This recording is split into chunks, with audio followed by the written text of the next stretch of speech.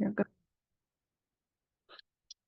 Okay, so welcome everybody to this CEE2ACT International Webinar Sharing for Knowledge Transfer in the Circular Bioeconomy, and a very hearty welcome to both CEE2ACT partners, stakeholders, and other interested organizations, persons in learning and sharing more about the circular bioeconomy, specifically for the Central Eastern European region.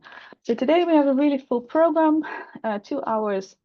We have 2 hours on the clock, and we are very happy that you agreed to participate. We have over 150 registrants, and hopefully most of you will join into the session. It is really all about the engagement in peer-to-peer learning and empowering knowledge transfer in the region. Marcella, next.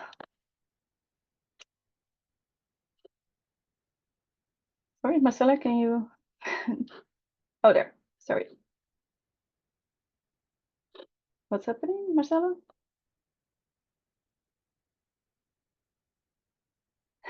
Thank you. Sorry. Yeah, so I'm here, Hilke Bos-Brouwers. I'm from Wageningen University Research. We are the work package lead within the CEE2ACT project. And in working, preparing this webinar, Marcella Viquez and Vero Vanoy have been part of the team on presenting you with this interesting project. I will do a very short introduction and hopefully deliver the word to Dr. Bana Kovac, which is a counselor to the BioEast initiative soon. The majority of this webinar will be about the sharing and learning interactions that we will be having with the peers in the CEE2ACT project. This is really a little bit of an innovative approach. It's really Q&A. So today you will not have a big list of presentations going one by one. Rather, we will have short introductions and a lot of questionings, so you can learn most of the experiences and the sharing of thoughts and tips and tricks, do's and don'ts from across the project partners. After that, of course, there is some final reflections, and we also have a very engaging engagement style book lab there for you. And that is also going to run via the chat and via a separate function. And if you have questions there, Marcella will help you. Next slide, Marcella. The book lab, so that is an interactive working tool. So for the duration of the webinar, we are inviting you to go to the book lab website, which is mentioned on the screen. You can do that with your mobile phone, as well as use a browser on your computer. The event code is also stated, and in the chat you will also find some more information there. There you will find some nice questions, and as facilitator, moderator to the session, we will let you know when you can drop in your answers. But before we go into that interactive part, we go a little bit about the background of the CEE2ACT project. So next slide, Marcella. So, before we really hit it off, we have a really short question for you to begin, and also kind of to test the book lab. So we have invited you. There was a really nice invitation email. We shared a little bit of what's going to happen, but we are, of course, also curious what draw you into this meeting. So if you have some inputs about what your specific topics or questions were that you want to hear today or want to explore further, you can enter them in the book lab, and it's also very nice to see what draw you to this meeting. So feel free to vote on this specific question in the book lab to let you know if it's working.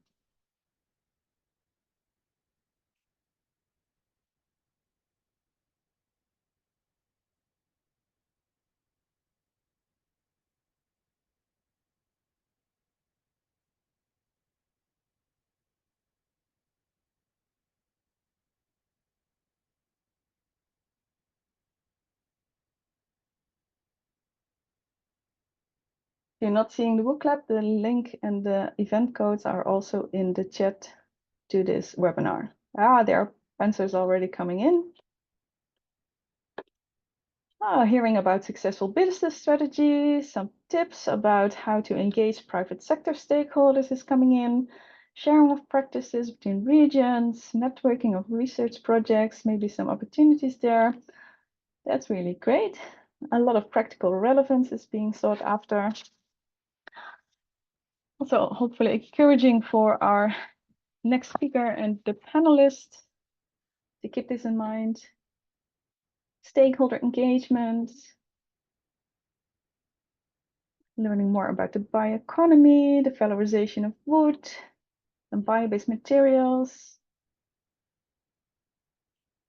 how governors are promoting circular bioeconomy, and transferring results from research to industry. Really nice. So thank you already for this short interaction. You can keep on filling it out. Yeah, that's nice, don't you think, to see this happening real time? Okay, Marcella, we can go to the next one. Thank you. One further.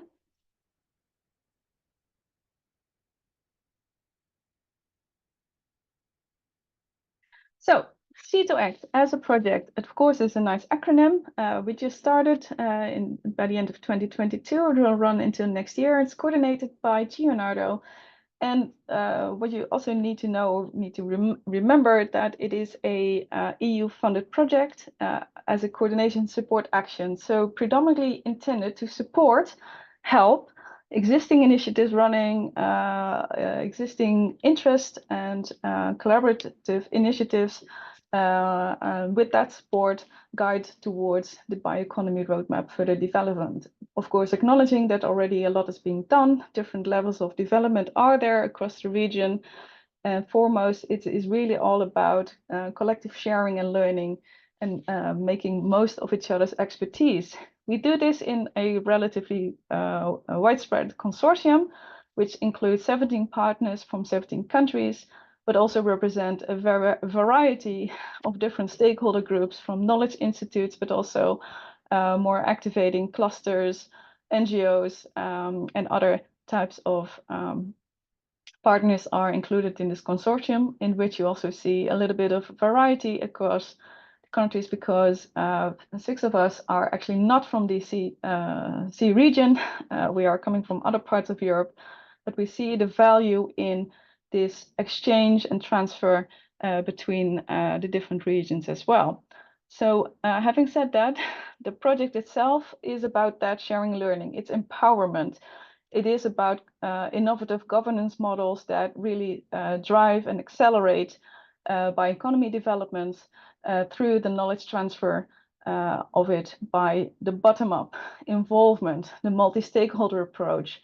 That is really driving exchange and the collaboration within and between the CEE2ACT countries, as well as the more contributing countries. Here you see it also visualized with the European map. Next.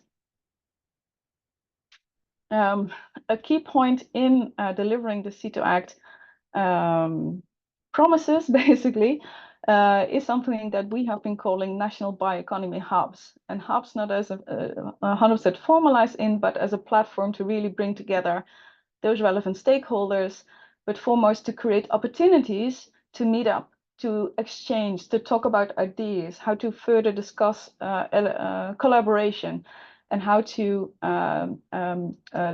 link that or attach to whatever is already running regarding national bioeconomy roadmaps and further strategy development. They are built on existing networks and clusters, but definitely not seeking to do to be a next entity, but to really contribute. A very central part in achieving this and achieving bioeconomy itself is actually knowledge transfer and capacity building. It's really all about what you know what needs to be done. Do you have the knowledge? Do you have the skill set? Do you have the education there? Do you have the trained workforce there to really get into that more circular use of biomass resources, to have the exchange between the agri-food system and the bio-based food system, and how that can be driven further. So it's basically talking about the content, but also realizing that it's also work about people. On the next part, we have been working on knowledge transfer since the beginning of the project, really making clear that you need to do this in a structured way. So you need to know what are the needs and challenges. You need to know what type of know-how and capabilities are needed to be transferred. You also need to know, okay, so how do you know it is successful? How do you know that the right things are being selected? And what is still there by the end of the project, but also in the running of the stakeholder collaboration, what still needs to be addressed. So typical topics that have put forward within CEE2ACT project are centering around more technologically oriented topics, but also socioeconomic, knowledge and capacity itself, the governance of knowledge transfer, and also how you collaborate with stakeholders. You probably will see that's also how we are shaping the webinar for today. So we have designed for the project a lot of opportunities for interaction. So actually we're sitting here today in the second webinar, and there was already a first webinar in March of this year. Some of you will also have been participating to that one, but there are also other occasions where we can do this learning and exchange, the peer-to-peer sharing and learning. The workshop series that are organized by the hub leaders is also the ones that run between May and June, also had a knowledge transfer part on the agenda at that point in time. So looking forward, we will also be organizing a site visit in Wageningen for the partners, but also for a selected group of stakeholders. And to top it off, we are also preparing an online knowledge transfer training, which will probably be launched by November this year. So we want to get across, so this is not a one-off, it is a really series of interaction happening with its own landing page on the website, which you of course can visit, and you can also see here that you can see the recordings of the international webinar, the first one that we had in March. So having said that, we move to the next page. There are of course many other interesting CEE2ACT outputs, results, resources. So we definitely invite you to look at some of our main project outputs that are already available, a baseline analysis on the bioeconomy, how the hubs have been developing, the e-solutions for green transition, and of course there are some others that are popping up in the coming time. So having said that, and hopefully it's also piqued your interest a little bit more about what CEE2ACT is doing, we will move over to our keynote of today, delivered by Dr. Barna Kovacs, as indicated earlier, the Councillor and BioEast Secretary General, as well as a permanent representation of Hungary to the European Union. And therefore, Barna, I'm inviting you to take the floor and share your ideas, challenges, and insights from your side. Yes, thank you very much for the introduction. Yes, my name is Barna Kovacs. I am sitting in Brussels. I am leading the BioEast initiative. I don't know how far you know the initiative. When I was looking on the participant list, I saw that some of you for sure knows the BioEast initiative, and even what I will tell you, it was presented before a little bit in different constellations, so I apologize from those who already saw my presentation. But since I was asked to do a keynote speech, I thought that it might be interesting to a little bit present what we are doing in the BioEast initiative, what is the context for the upcoming steps. And I have two hats here. On one hand, BioEast Initiative Secretary General, but also responsible for one Hungarian EU presidency priority, which I will present a little bit here on my slides. I was asked to be short and concise, so I will try to keep that my 10 minutes for my presentation. So what I will focus a little bit, I will focus on Eastern Europe, Central and Eastern Europe, and that's where I would like to start actually my presentation. I hope it will work, but now I see that. Can you see? Can you confirm? Yeah, no problem. We are seeing the next slide. Thank you, Barna. Okay, so I would start a little bit with the context, what we have today and in these years, 2024-25. So we have a new parliament. There will be new commission soon, and actually we talked that maybe just up until next year, but apparently it's visible that there will be a commission even this year. So new commission priorities will come. Most probably a new Green Deal will come. So we have to see what are the new commission's objectives. Then we have 2 Eastern European presidencies. One is starting immediately next week, the Hungarian EU presidency, followed by the Polish EU presidency, both from Eastern Europe. I think that's also an opportunity.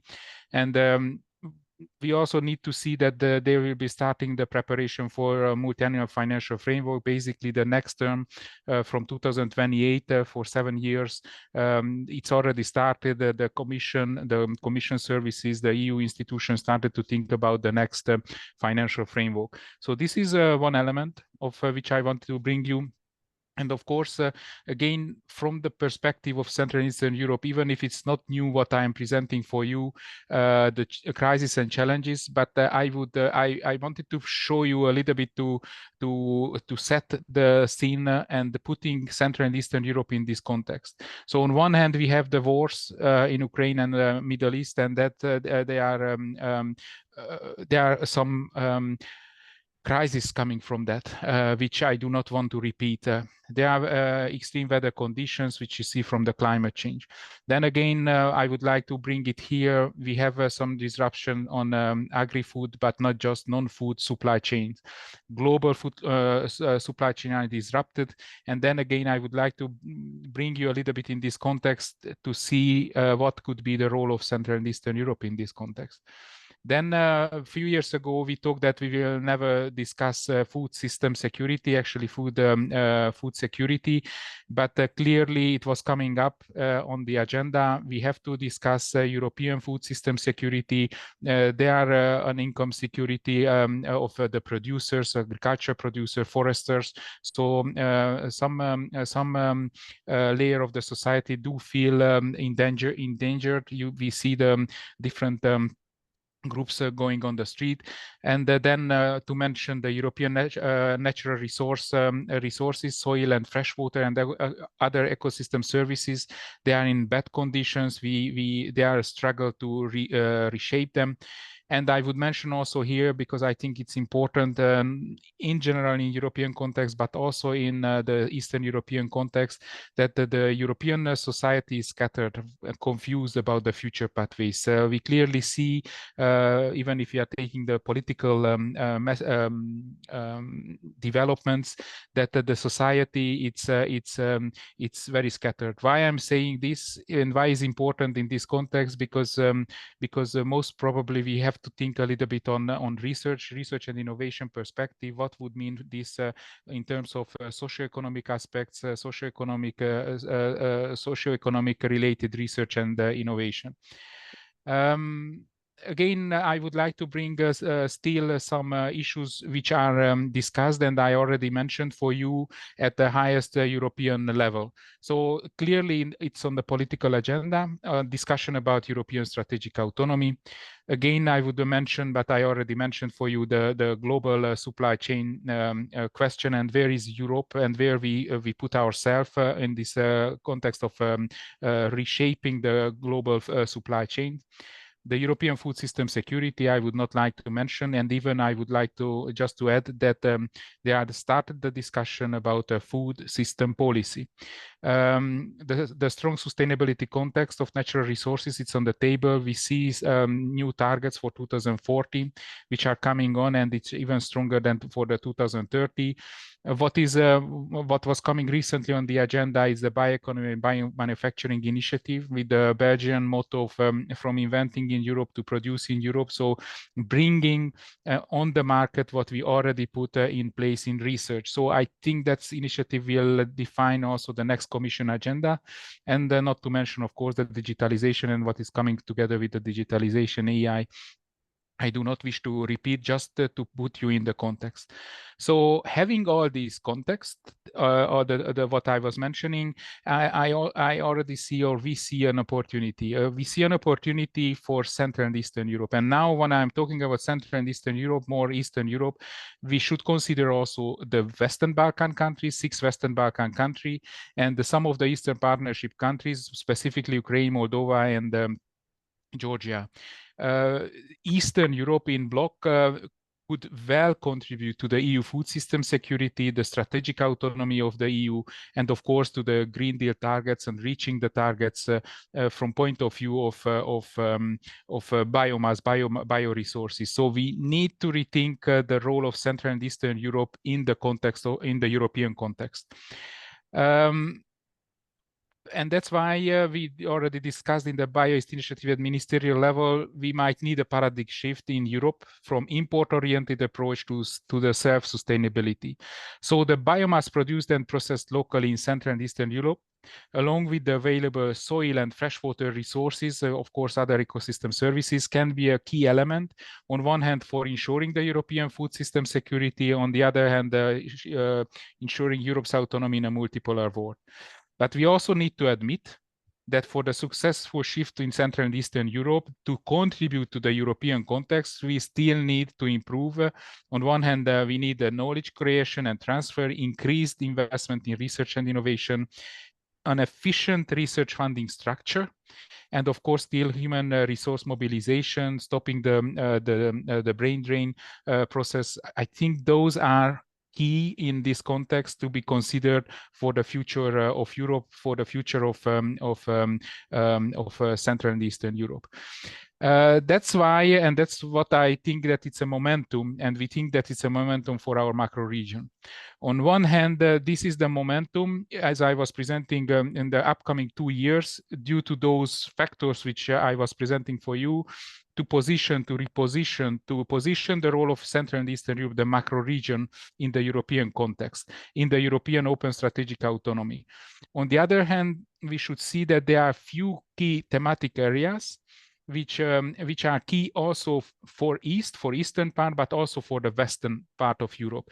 And that could be, on one hand, around the scarcity of natural resources, sustainability, food and energy security, and of course, for the societal impasse, a little bit the socio-economic aspects.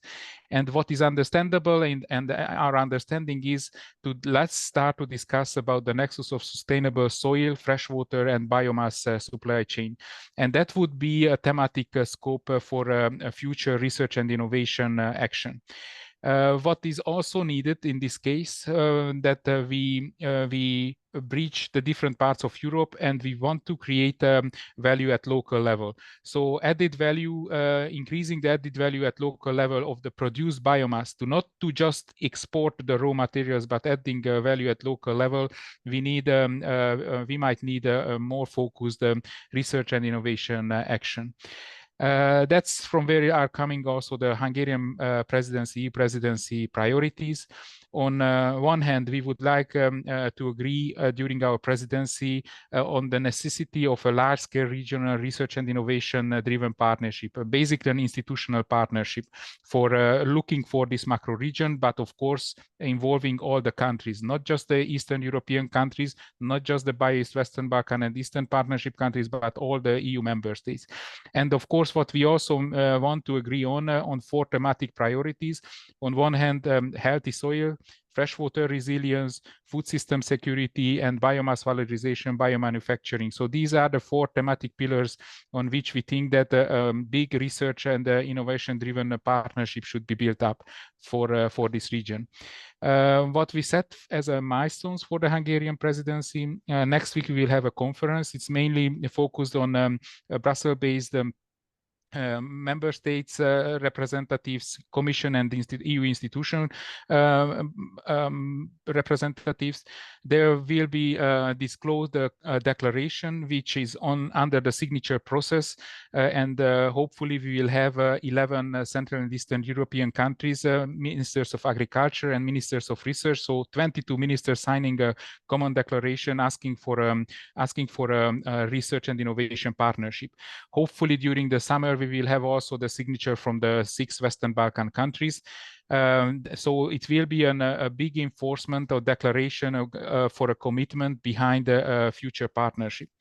And then what we see as a big step when we are discussing together with all the member states during the Competitiveness Council, we would like to have a council conclusion and ask the Commission to start the preparation for the partnership. So the 27 member states should ask an Article 185 like PRIMA, if some of you might know, the PRIMA type partnership, institutional partnership also for Central and Eastern Europe. So we have one on Mediterranean. It would be nice to have something focusing on the Eastern European side, and that would be a big step. Having the positive example of PRIMA, the positive outcome of PRIMA, I think that would be nice also for these countries, and focusing on these countries, having all the EU member states on board. And then we plan to have a high-level conference in Budapest that's basically starting to focus and scope the thematic areas, the 4 thematic areas which I was mentioning for you. On one hand, healthy soil, food system security, freshwater resilience, and biomanufacturing. So these are the key elements of the Hungarian presidency. By this, I would like to thank you for your attention. I hope I was enough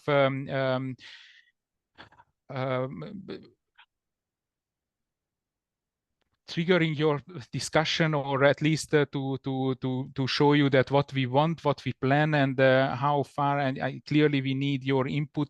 Clearly we need your engagement in the upcoming years. And I am sure, and as I already know that you are working on that direction, and your project it could be a key element to build up until during the upcoming 2 years, this partnership, the basis for this partnership. So I'm looking forward also the outcome from your project and your discussions. Thank you very much for listening me, and I wish you fruitful discussions for this afternoon. Thank you very much. I'm sure everybody in this webinar present, thank you for elaborating on the backdrop of the importance, of course, of the bioeconomy topic, its relevance in the new Commission, and of course the various presidencies which have the opportunity and ability to highlight certain topics. So if you know, I just put in the Q&A that although we are moving towards the next part of the webinar, feel free to ask any questions or comments that are related to Barna's opening keynote speech. So you can use the Q&A if possible. Perhaps Mr. Barna needs to step out of the meeting, but at least we can forward any specific comments to him later. But feel free to use the Q&A on that behalf, so we can move to the next part. So thank you very much for elaborating, and also stressing the need for exchange and interactions, and highlighting, of course, the importance of knowledge, research, and innovation collaboration. So having said that, that's a beautiful bridge towards the second part of our workshop, the peer-to-peer exchange. A little bit of explanation for the ones that have not been involved in the prep work, because our panelists know what to expect, but for the participants. So we have been identifying 5 themes, topics that are about knowledge transfer challenges. And so what we're going to do is we will have the 5 themes, and each team will have an opening speaker, which have been agreed among ourselves, and they will talk about 4 or 5 minutes from their perspective, sharing some important insights, some key messages, key takeaways, elaborate with a little bit of an example, and then move forward. So we have a number of panelists in each of the themes, and by doing a question and answer style moderated by myself, we will move through the various experiences. So they are not head-to-tail stories, but really capturing things that we encounter in practice when you're really talking with stakeholders, with companies, with NGOs, with ministries, talking about knowledge transfer. And that is really the purpose here, to be inspired. And that's also why we chosen the question and answer format, because typically when you see a question happening and an answer coming, you will probably think in your head, okay, so this requires a follow-up there. So in the next slide, Marcella. We are moving to the first theme, which is about the research priorities. In my set here, so research priorities are basically a way how to identify in a collective way, collaborative way, which areas and or sectors are priorities for your region, for your country, for your local level, and how to establish this, how to prioritize, how to agree, and how to make it actionable. Basically what was also in Barna's keynote, so there are those overarching ones on a European level, but there is always the need to contextualize that, to customize that, what fits the region, what fits your needs and the challenges in that one. So if I'm correct, we can invite also to the floor to put on the video, because we have Gudrun from Boku, Austria, as an opener, and also to put on the video Jerzy from Jung in Poland, Nevena for the Institute of Forestry from Serbia, Nestor from the EFA from Bulgaria, and Jonas from RISE in Sweden. So those are also invited to put on their videos, so people in the participants know who the panelists are to this part of the meeting. So if you're all there, Gudrun, you're the opener. So can you give us your 2 cents about research priorities? Yes, thank you very much, Hilke, for the introduction. I'm from Boku University in Austria, and I was really thinking a lot how to get into this topic and how to formulate research priorities, because as you already mentioned, this is very difficult and very country specific, and it's not one research priority to focus on.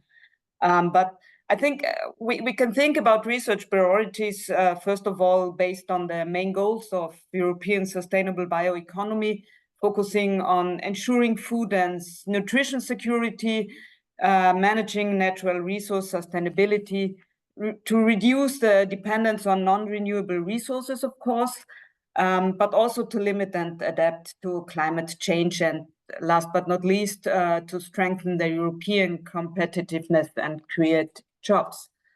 For my personal contact to bioeconomy research, this was several years ago, and this was mainly focusing on forest sustainability, wood sustainability, but also local biomass suppliers, energy producers, and already something that was mentioned already also today, networking. So how to bring the different actors together, how to bring those that produce biomass to them that want to use the biomass. So I think this is one research topic that we should not lose in future if we are focusing on others that might be more sophisticated.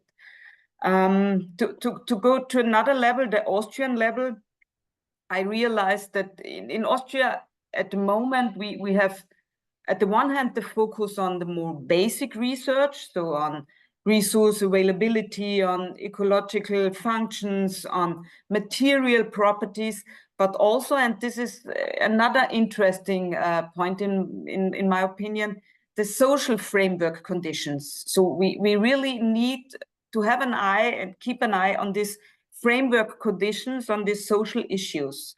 And for example, research topics that are relevant, at least in Austria at the moment, of course, it's still replacement of fossil-based materials for packaging, mainly for textiles, for fibers, but also still cascading use, circular economy. So not to use so much primary resources, use that what we already have.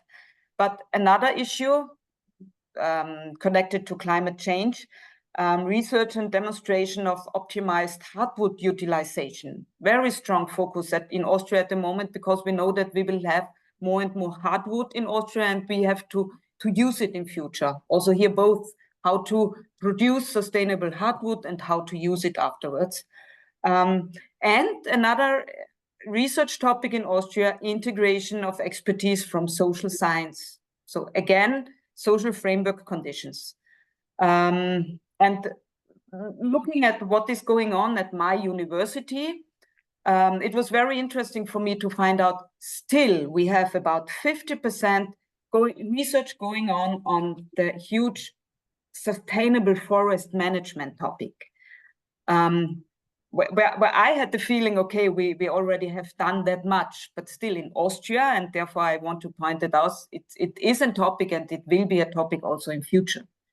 But at the other hand, we have a lot of countries in other regions that from the very beginning will focus on other issues, that will focus on more on the fishery topic and so on. So I think it's very difficult to identify specific research topics that are relevant for all countries. At the other hand, in Austria, we have research, of course, and at our university on specific biorefinery projects dealing with algae, with water plants, with enzymes, with waste streams, and so on. And also here at our university, we have research on education as well as evaluation. And that is my main outcome of, for me, thinking about what is important for research in future and what is important for all of you. These are, we have at the one hand those content-related research, and in my opinion, this is very specific depending on country framework conditions, what is already existing, what is the ecosystem in the background, and so on. But at the other hand, we have two really important research topics that deal with evaluation and that deal with education. So we have to find out how can we measure that the invest of measures that and the efforts brought really the hoped for success. How can we compare different measures which have different outputs? So here we are not at all at the very end of the research, so evaluation and assessment. And the other issue is for really a lot of those things relevant for the transformation, relevant for bioeconomy, we need the households. So we have to educate households, not only children, but also adults, that they realize that there is something going on and that without them, they have to use what is produced within bioeconomy. And also here, in my opinion, we need much more research to really know how to bring the topic much closer to the households. Well, thank you, Gudrun, for this nice opening statement, touching upon specificity, but also very rightfully saying, hey, some topics are more relevant for the Austrian, for your own university than others. I know for a fact that Nestor from Bulgaria, so please, Nestor, you can put on your microphone because the question is now coming from you. For sure, talking about forestry, that probably triggered yourself as well, because I do know already organization. Background. Going all right? Hello, everybody. Can you hear me? Yeah. So, Nestor, can you tell a little bit about your take on the research priority, specifically how forestry can play a role there? Okay, my name is Nestor Domuscev. I am working at the Executive Forest Agency as a chief expert, and my field of work is forest management. I will look in more detail at one of the bioeconomic sectors in Bulgaria, exactly forestry sector. In Bulgaria, forests occupy 37% of the territory and have a great potential for providing renewable natural resources such as wood. At the same time, in Bulgaria, the forestry sectors provide 5% relative share in the gross added value and 3% of the number of employed people working in bioeconomy sectors. This is according to the data from GRC 221 year. Considering the fact that the forest territory in Bulgaria occupy more than 1/3 of the territory, this suggests Sorry, just to interfere, you have a lot of background noise. It's very hard to follow you. I will ask one other panelist if you can maybe move to somewhere more quiet, and we can get back to you. But it is a little bit distracting. I'm very sorry. Sorry. No problem. Maybe you can walk into the other room or ask people to be quiet. But Nevena, you're also a forestry agency, but can you also formulate some takeaway messages related to the research prioritization coming from Serbia? Yeah, first of all, thank you very much, and I'm very pleased to be here today and able to discuss the process of identifying and ranking research areas and priorities in Serbia. And as you know, the first step in identifying research priorities is always to engage a diverse group of stakeholders. And in our case, we did it through our National Bioeconomy Hub during the second workshop that was held in May in Serbia. And by bringing together actually 43 stakeholders from various sectors, we ensured a wide range of perspectives and experiences.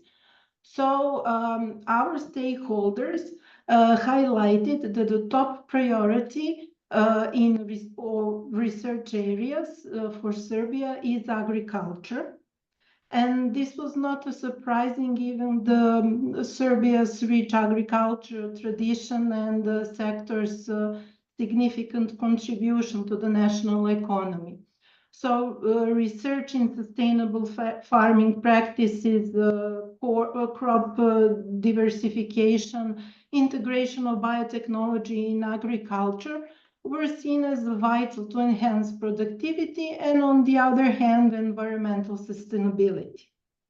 The second area of research by votes of our stakeholders was bioelectricity, and they emphasized the importance of developing renewable energy sources, particularly biomass, to reduce, of course, the dependence on fossil fuels. And of course, innovations in bioelectricity could also play a crucial role in meeting our energy needs while mitigating the impact of climate change. And only by few votes less, forestry was also identified as one or the third most important area. And Serbian forests are a valuable natural resource, and research focus on sustainable forest management, afforestation, and use of forest biomass for bioenergy can contribute significantly to development of our bioeconomy. And the lowest among research priorities was the fishing and agriculture. And this is something that we expected, given Serbia's, let's say, geographical characteristics, lacking access to the sea and the relatively undeveloped nature of this sector. But of course, there is always the potential to grow in freshwater agriculture, and maybe a targeted research could help to unlock this potential. And finally, stakeholders also highlighted the importance of cross-disciplinary research and innovation, of course, policy support and international collaboration. So yeah, thank you. That's on my side. Thank you, Nevena. And that bottom up, the interaction of defining those research priorities is, of course, very much key. So I was actually wanting to ask to Jerzy from EON, our Polish partner. So there's the one thing that is very important, but it could be challenging as well to collectively discuss and design a research priorities. Can you tell a little bit about how you did it or what you encountered specifically on those research priorities in Poland? Because we are very interested to hear how that went on your side. So Jerzy, if you can take the floor. You should be there.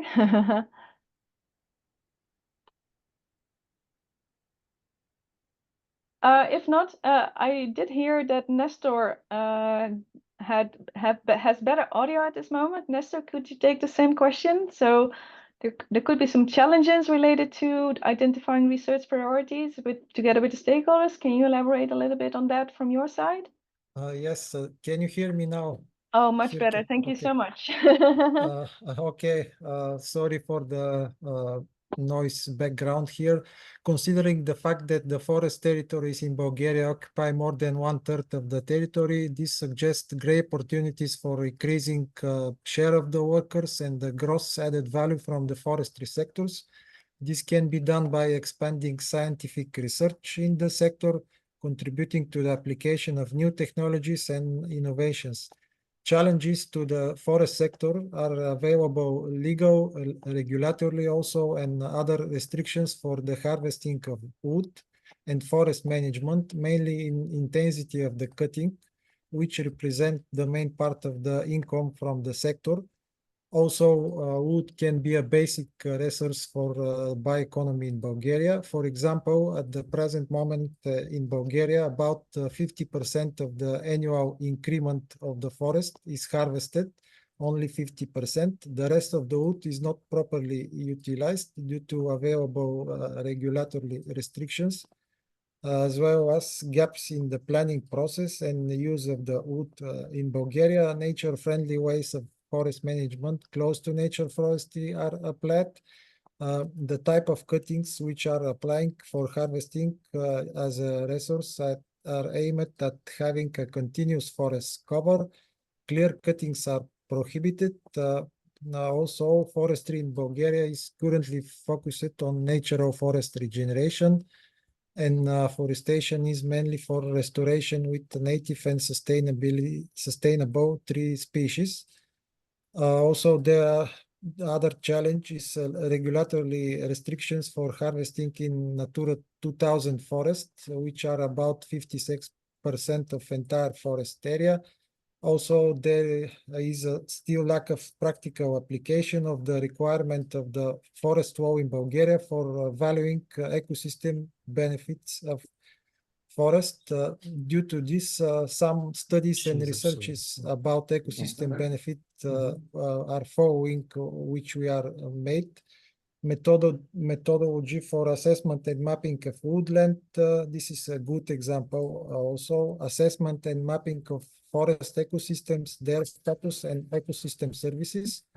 Methodological framework for assessment and mapping of ecosystem conditions. Also, we have researches in cutting in forest of Bulgaria. Also, research of state of forest by digital images from aircraft. That's for my side. Yeah, thanks, Nestor. So Jonas, being a representative from RISE, oh yes, thank you. If you can put up the video. So very much looking into identifying key research priorities. Can you tell a little bit about some takeaways or how you could overcome that coming from the Swedish experience and your own RISE Research Institute? Yes, it's very interesting to hear about the different conditions and views from the different countries, and I think that's what we've seen throughout the CEE2ACT project, that there's of course different regions, countries have different conditions. So I think that's something, of course, that you have to take into account, and also what kind of challenges you're facing. And I was talking to a R&D manager for a pulp and paper mill in pulp and paper company in Sweden. He showed me a picture of a big elephant and a baby elephant. And he said that the big elephant, that's where we make our money today. And that's where we'll invest 80% of our development funding. And the little elephant, that's where we will make our money tomorrow. And we'll invest 20%. And I think that the take-home message is not that 80% and 20% is the good split, but to think about, are you mostly investing in what you have and to develop that incrementally, or do you need to reshape your system and invest in new things? Because that will steer who you need to involve. We've had 2 sets of large national research innovation programs in Sweden over the past years, where the big funders of research have gone together. And the first one, they asked stakeholders to put together research agendas together, and they quite freely, and they got thematic research agendas, which were good, but mainly focusing on the big elephant, which necessarily doesn't have to be a bad thing. In the second round, they said that we want to have not thematic research agendas, but we want to have research agendas focused on a societal challenge, and we want each agenda to involve all sectors, including third sector like NGOs, industry, big small companies, and so on. And that is just being developed now and has a much more mission-oriented approach. And you will get, by involving other stakeholders, you will get other research questions, because I think what we come down to is those that you ask about what to involve is those that will set the agenda. So I think that the take-home message there from Sweden is to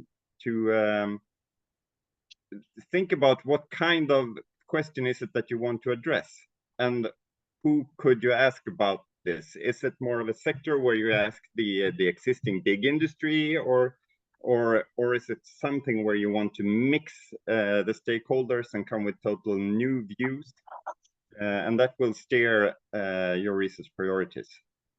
Well, thank you, Jonas. I think the imagery of the little and the big elephant probably sticks to the mind in the continuation of this webinar. If correct, Jerzy from Poland, a young partner, is back on. Just to make sure, Jerzy, does your video microphone work now, or do we just move to the next one? Just a brief check, Jerzy. If not, okay, no problem. There is a later opportunity for involvement.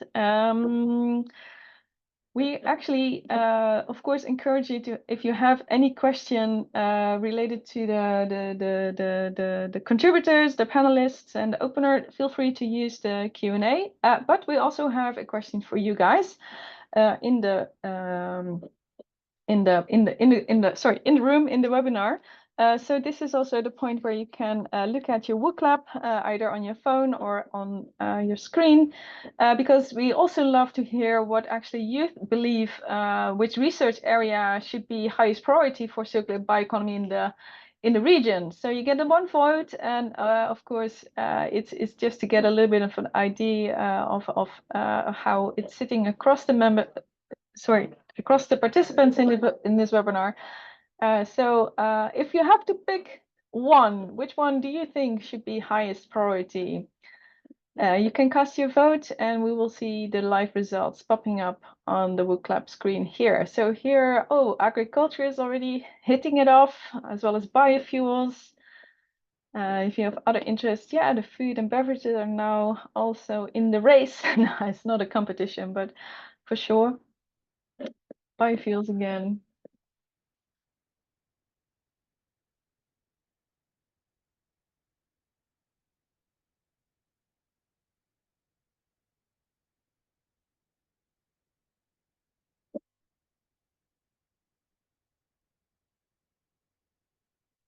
Just take a couple of moments. I know there are a lot more people in the participants.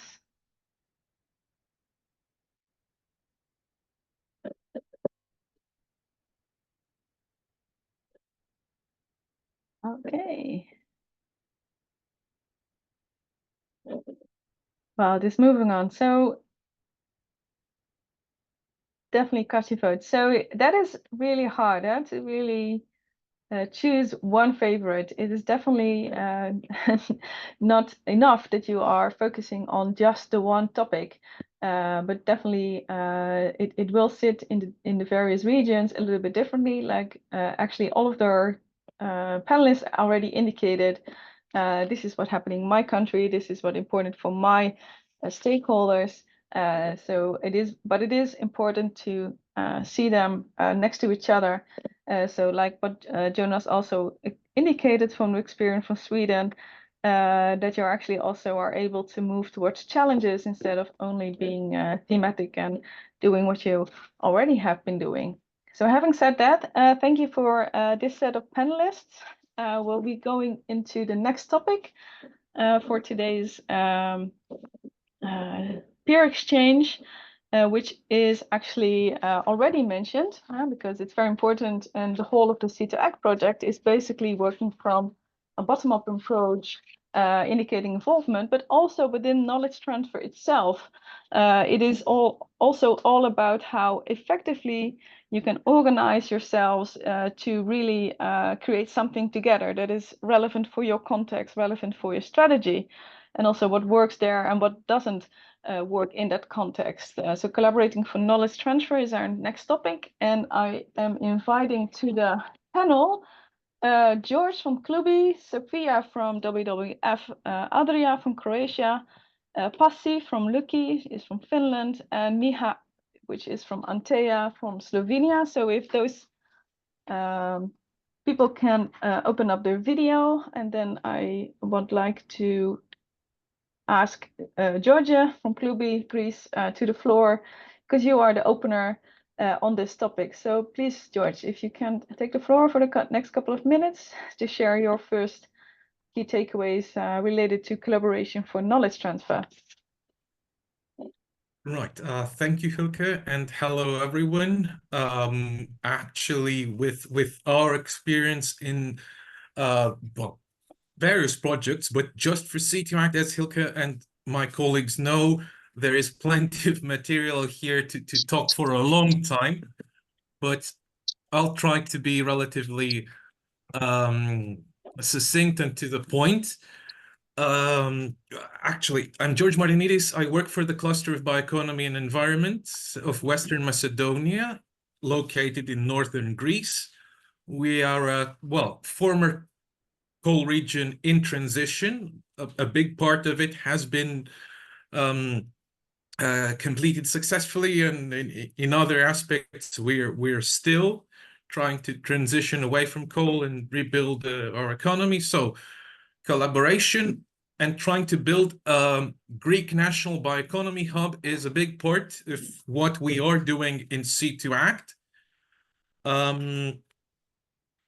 We are, first and foremost, a regional actor, a quadruple, or I would say quintuple helix cluster, trying to bring together the local authorities, the regional authorities, municipalities, companies, the university and research centers, and I think most importantly, the local society itself, and to transfer knowledge from other European regions that are in some ways more advanced than us through European projects. We have completed 10 years of history as a cluster and 10 years of collaboration in European projects.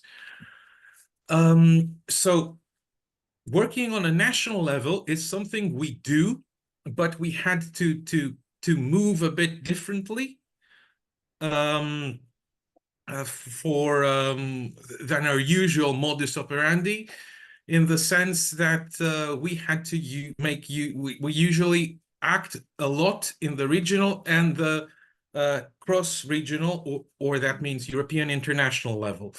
Now we focused on the national level, which means moving out of a region, holding a lot of events and trying to approach stakeholders in Athens, as well in Thessaloniki, which is Greece's second largest city. We tried to focus on the same quadruple helix model that we follow in our region on a national level as well. In CEE2ACT, we're also the leader of the task of building the national bioeconomy hubs. So we tried some pilot approaches for our own case, for the Greek hub, in order to provide knowledge to our foreign partners. And so we try to establish the same model. We have come across several difficulties. For example, during the workshop that we organized in the Thessaloniki International Trade Fair, we tried to approach a lot of people. It was, of course, during a time of emergency in Greece, some catastrophic floods in Thessaly. The politicians didn't come. There was a smaller group, but my point is that in that case, we tried to turn that on its head by, instead of widening participation, trying to deepen it. So since we didn't have a lot of people from a lot of organizations, we did have an interactive roundtable discussion that touched on a lot of things about the state of play of the Greek bioeconomy. There are a lot of things that I can say, but I'll try to wrap it up here and give time to the other panelists as well. And to summarize, try to the key points for us is to try and be broad and inclusive, and to try and be flexible. So far, I would say it's working very well for our approach. Well, thanks, George, and for sure you can talk on many times, but that is also the point there. Everybody brings on their own experience to the table, and for sure, some things go really well, some things go a little bit slower, or maybe slower than you would want them to be, but that is also focusing on the collaboration for knowledge transfer, that it is definitely quality over quantity of collaboration. So maybe, so I made a little mistake on the panelists, but the panelists are, of course, Sofia, Maria from Romania, Felix from Germany, and Gudrun from Austria. Sorry, that was my mistake there. But Sofia, in Croatia, I know you also have been working a lot about creating that collaborative approach.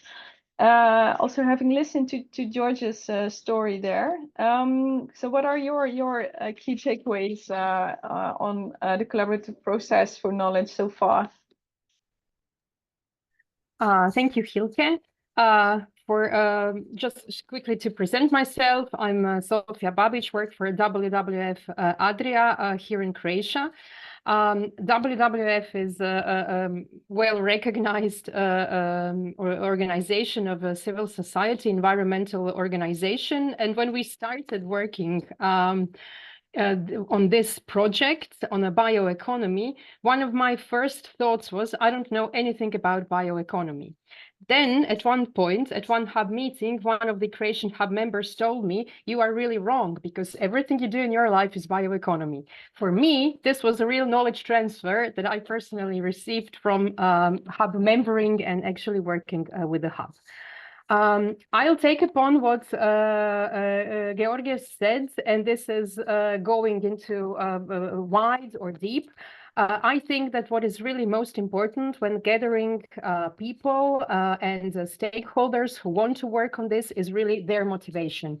So it can be either wide, either deep. It doesn't really matter, as long as people have the feeling that they are contributing to something jointly, that they want to do on something jointly, and that they see the mutual and final goal they really want to achieve. We had a bit of a luck in Croatia, I have to say, because the Ministry of Agriculture has already gathered the working group who started working on a strategy of bioeconomy, and the obvious pool of stakeholders was there.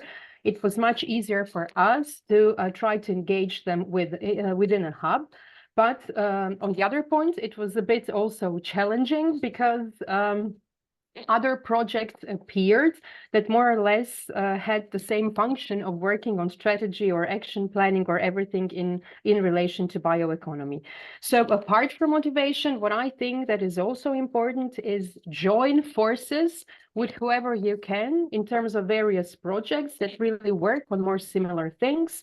We work on hub development. We decided to work on hub development from this point on jointly with two other projects, Boost for BioEast and dialogue, and it is really interesting to see how the projects have many things in common, but again, everybody brings something new to the group of hub members, and how this knowledge that obviously exists in academia, in research institutions, in public sector, actually can be really shared between the people who are working on something together. It is interesting to see the people who are the usual suspects in bioeconomy field, who don't know each other that well, but now when they gather and discuss and come to hub meetings, they really have different ideas, share their ideas, and work together on something that we want to achieve jointly.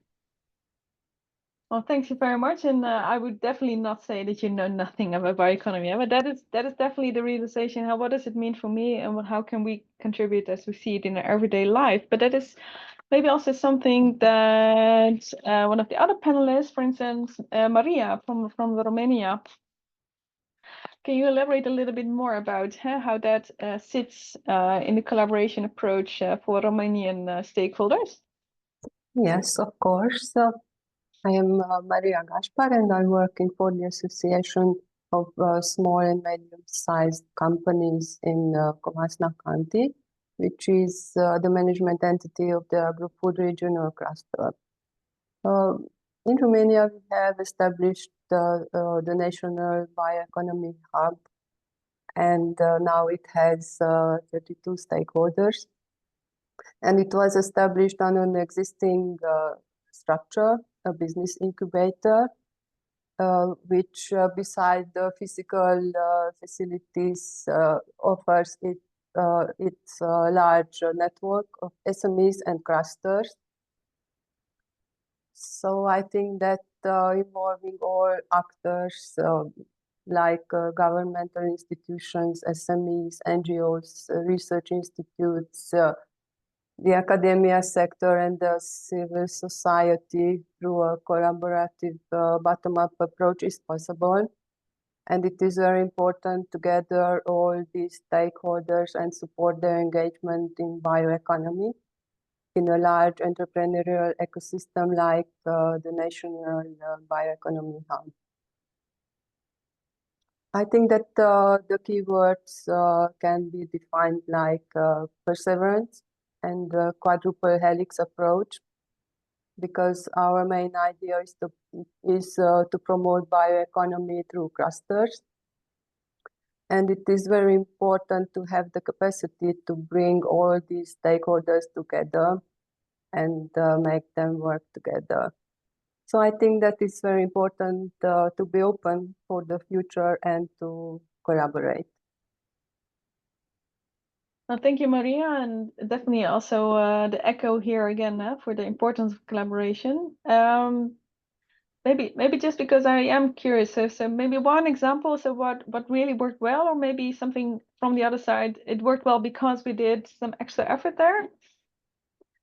Yes, I can share that we are very proud about the partnership which we have established with the Department for Sustainable Development in Romania, which is a governmental institution. And this department provides support to maintain relations with other government institutions. And the department is very happy to work with us because they can capitalize our experience related to bioeconomy alongside the institutional capacity.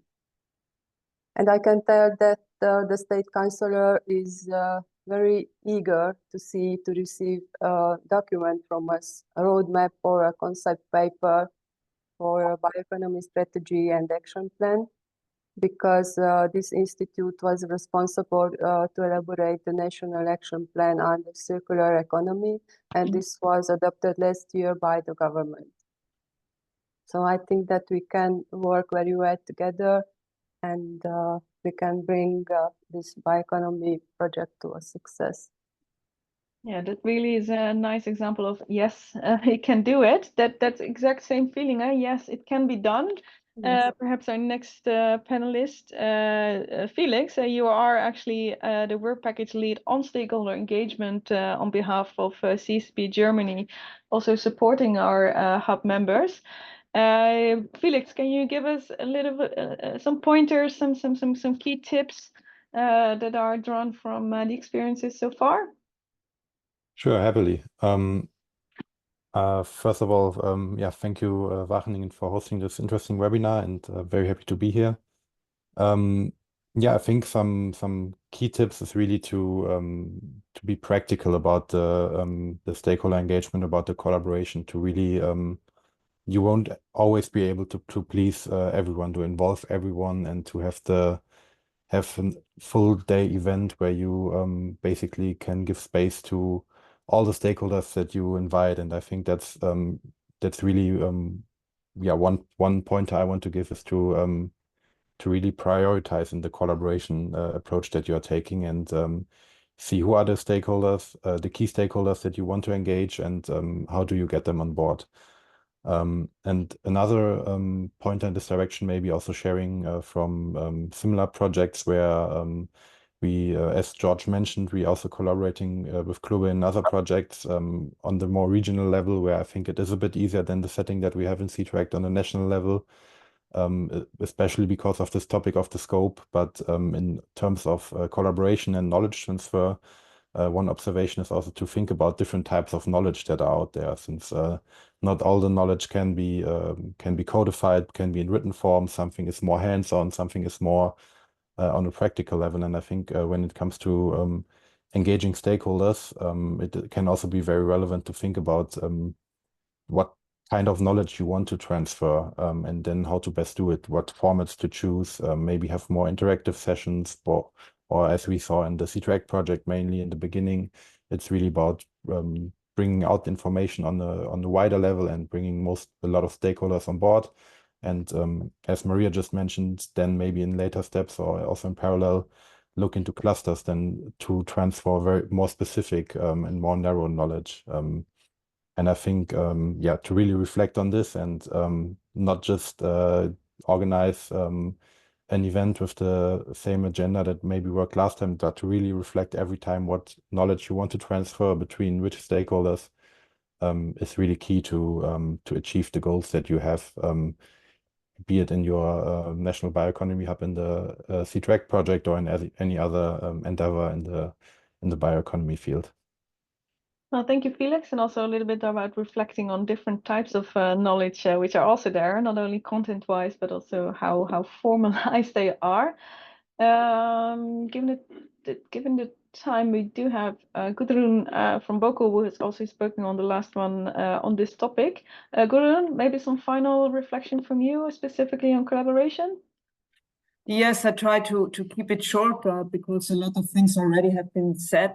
I think in the long term, it makes sense to try to have collaboration networks on the micro, the meso, and the macro level. So in Austria, we really managed to have it on a national basis, a nationwide bioeconomy network. But it's and this is relevant to really have this nationwide exchange, but even the same relevance it has to have smaller networks on a province level, whatever. And I think it's also important to have, if you talk to your different stakeholders, it might be relevant that you have a different talk to the community-focused stakeholders and to the business-focused stakeholders. So keep that in mind, that they have a different speech, they are interested in different issues, and therefore it might make sense that you not always try to get them all, but sometimes to split them and give them the specific information they need. Well, that is definitely a nice reflection. Moving on, as in we do have some reflection opportunity for the participants as well. Marcella, if you can draw up the next book club. Yeah, very simply. Yeah. So we have heard words like perseverance, motivation, thematic, elephants, many words. But what is your key word for achieving this collaboration for knowledge transfer? So maybe things like trust or quality.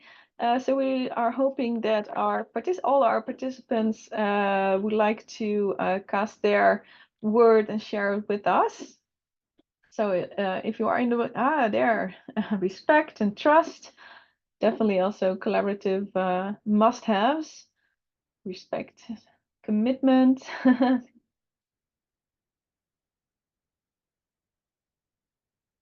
Motivation, joint forces, complementary knowledge, yeah.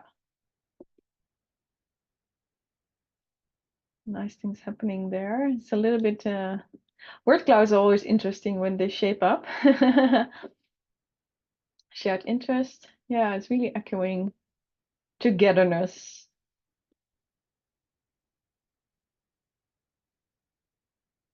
Active engagement, yes. Clear vision is also popping up.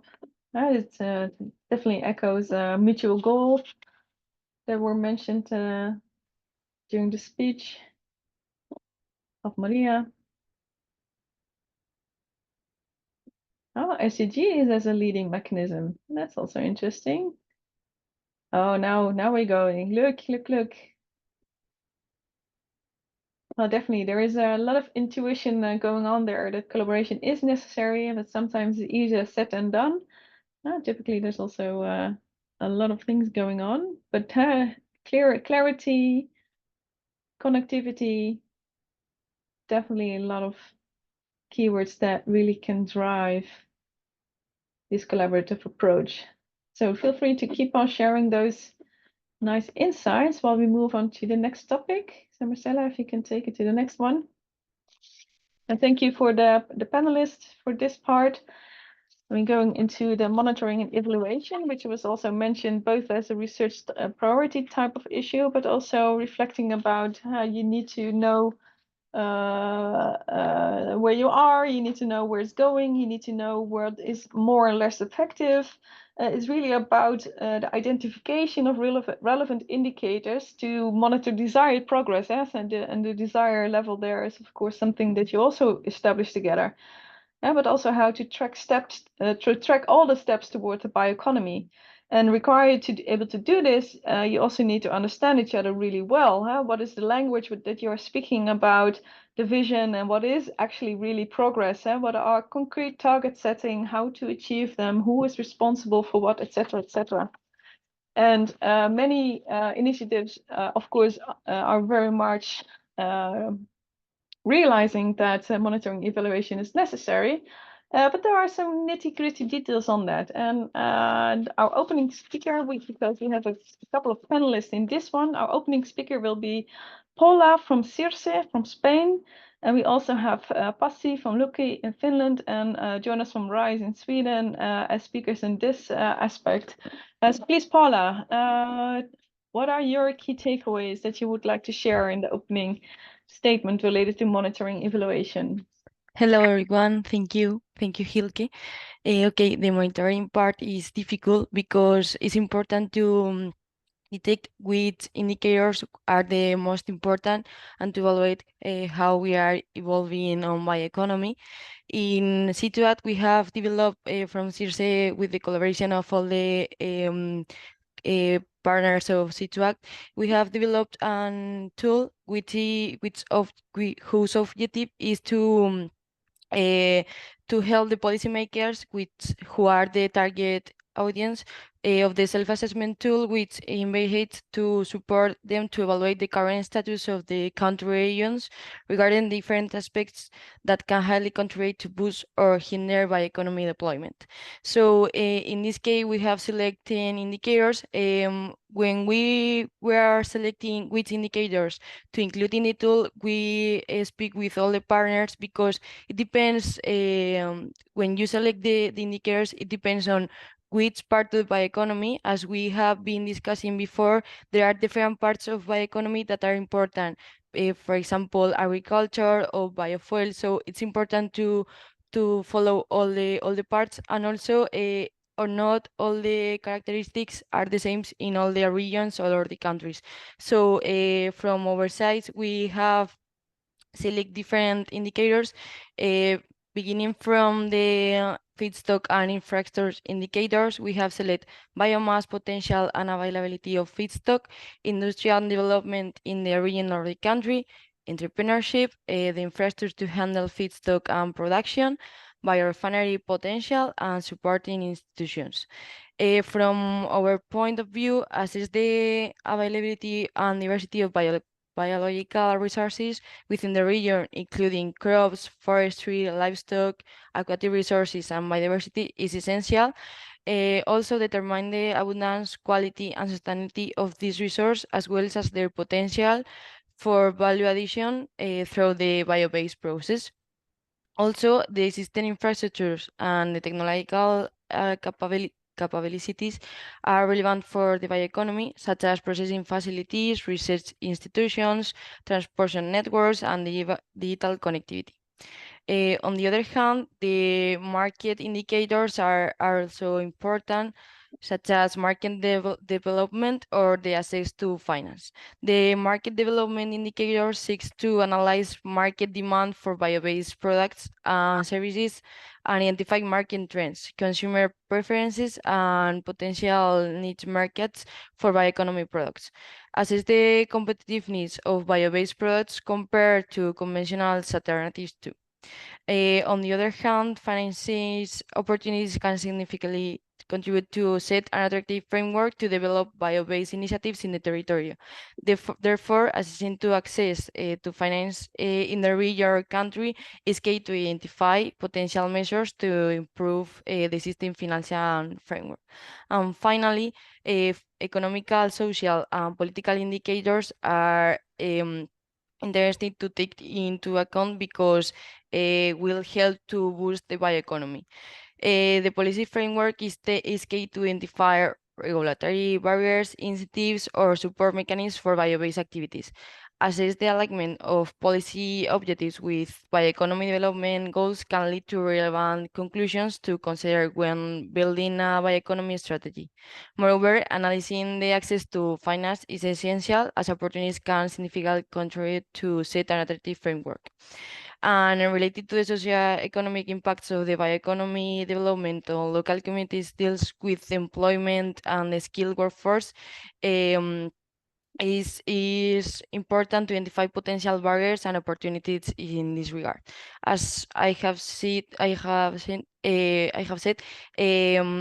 these indicators has been selected because we have been in contact with experts and people involved in bioeconomy, but also it's not easy to identify the most important to monitor the key parts of the bioeconomy.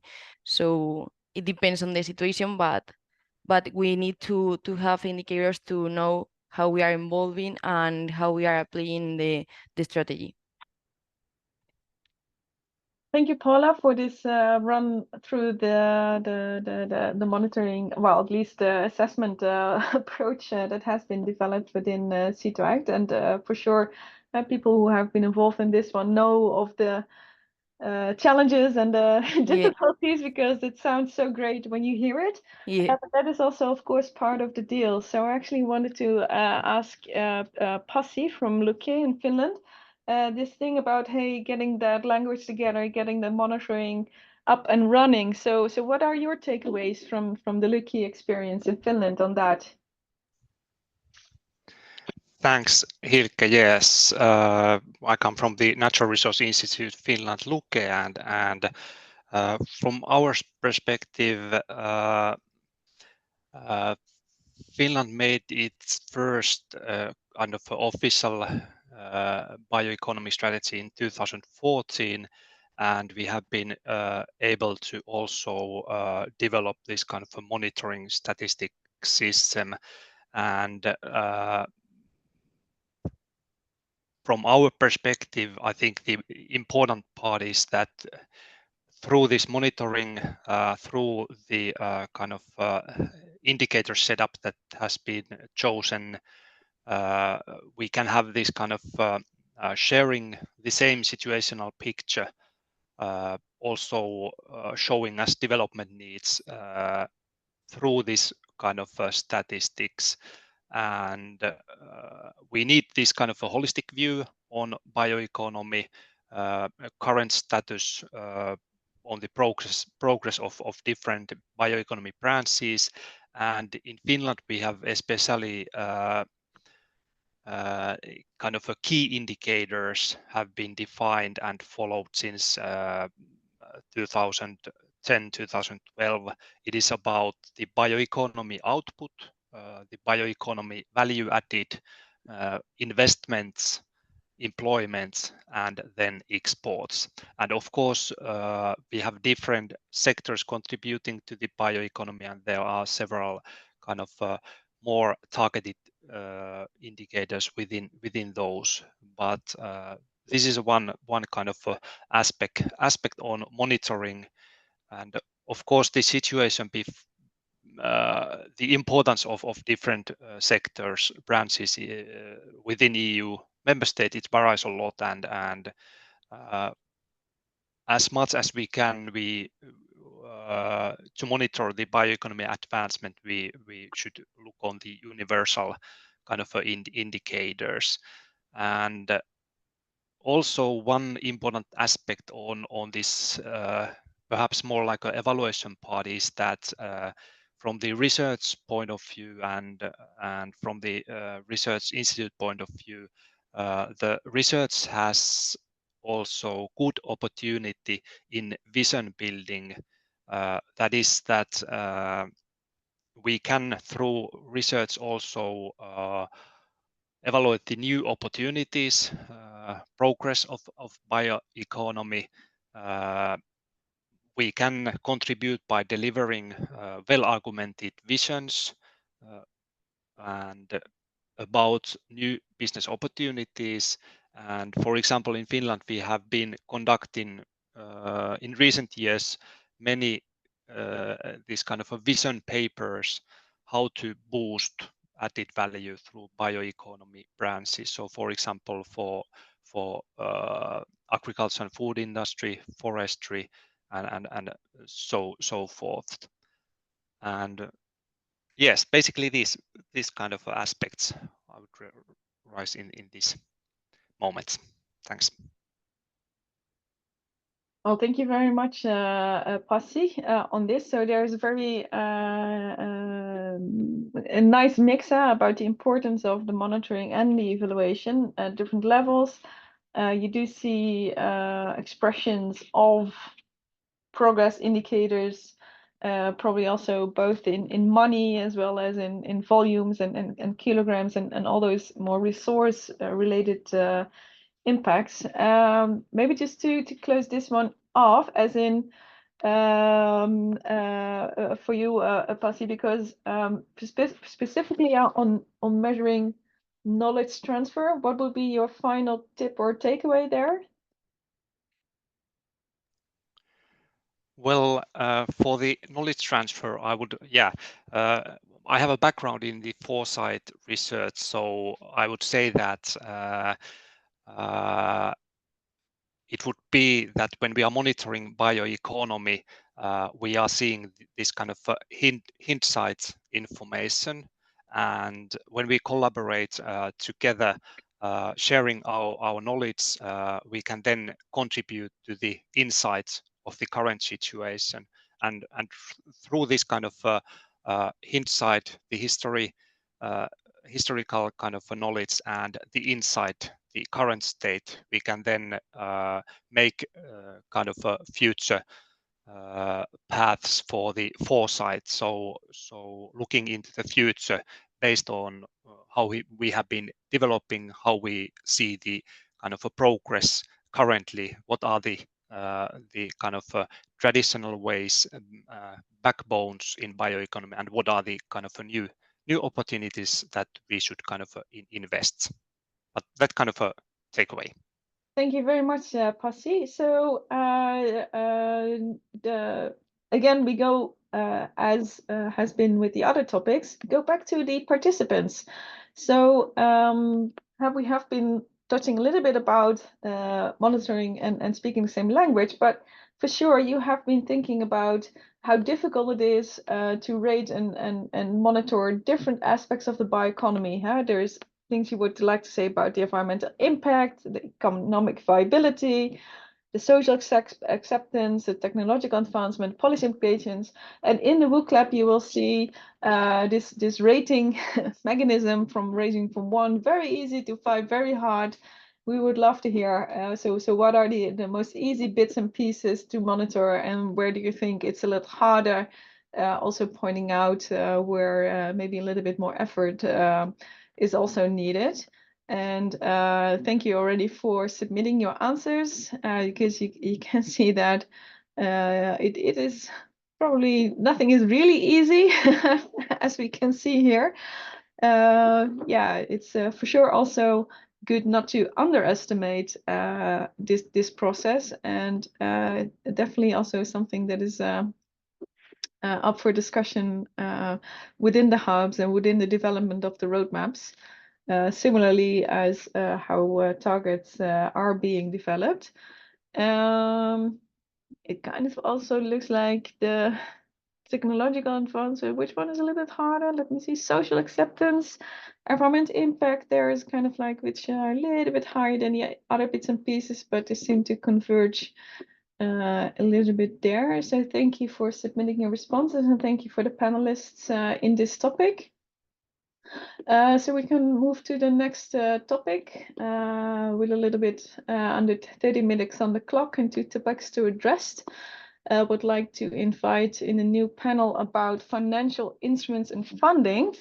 Basically, everybody knows in whatever you're doing, you probably need some money to both shape and provide space, to allocate and dedicate resources, financial resources towards ambitions and typesetting. But there are also many ways to do that. So from our panelists, we have Omar from our coordinator to CEE2ACT Gianardo, Miha from Anteja in Slovenia, and Sofia from WWF again. But for sure, Omar, you have prepared an opener specifically on financial instruments. So we are very keen on hearing Gio's perspective on that one. So if Omar could take the floor. Yes, Silke, thank you very much. Hello, everyone. Good afternoon. As you rightly said, we've talked about nice things, strategies, research priorities, how to collaborate, etc. But all of these need resources, including financial ones. Fortunately, when we look at the the range of instruments available out there are quite a few. In fact, maybe there are so many of these that people may get confused. You may lose your way in the labyrinth of funds, which includes European funds, but also international funds. But then within the range of these instruments, there are grants, non-refundable funding, subsidies, loans, venture capitals, etc. So it might actually get a little bit complex. We are Gianardo Environmental Technologies. We are a group of companies. We've been working on funding, especially EU funding, in the past 25 years. So we have an understanding of how some of these instruments actually work.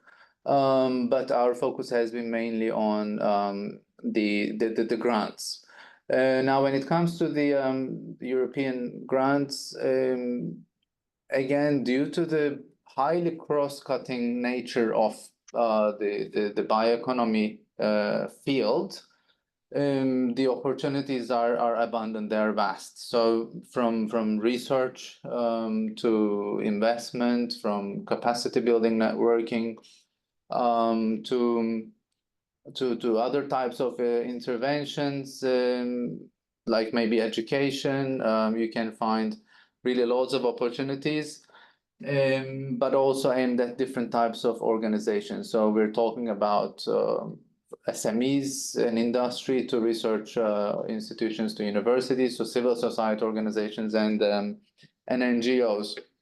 Obviously, the primary sources, maybe also in the order of size of funds, like Horizon Europe, comes to mind. It has a 100 billion euro budget over 7 years. But then it's a complex instrument with lots of different pillars, clusters, so on and so forth. There's a dedicated cluster, cluster 6, for collaborative projects, for research and innovation actions, close to market actions to bring already proven technologies closer to market, but also other instruments aimed at, for example, startups and SMEs to finance their new ideas, new technologies. So in these projects, like CEE2ACT is one example. We can see different types of organizations coming together.